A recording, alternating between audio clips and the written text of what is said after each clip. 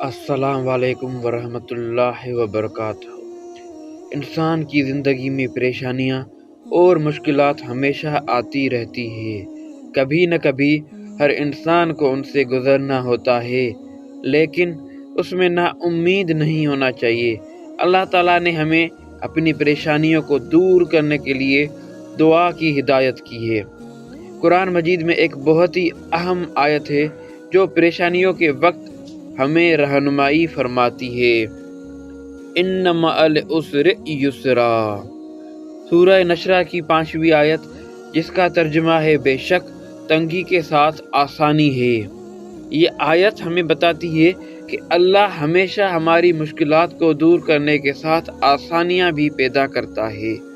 آج میں آپ کو پریشانی دور کرنے کی ایک ایسی دعا سناتا ہوں جس سے سن کر آپ کے دل کو سکون ملے گا۔ اللہم اغفر لی ورحمنی عافنی وارزقنی، اے اللہ مجھے بخش دے، مجھ پہ رحم فرما، مجھے عافیت دے اور مجھے رزق عطا فرما۔ یہ دعا اللہ سے ہمیشہ مدد مانگنے کی خواہش کو ظاہر کرتی ہے۔ پریشانی کے وقت یہ دعا آپ کے دل کو آرام دے گی۔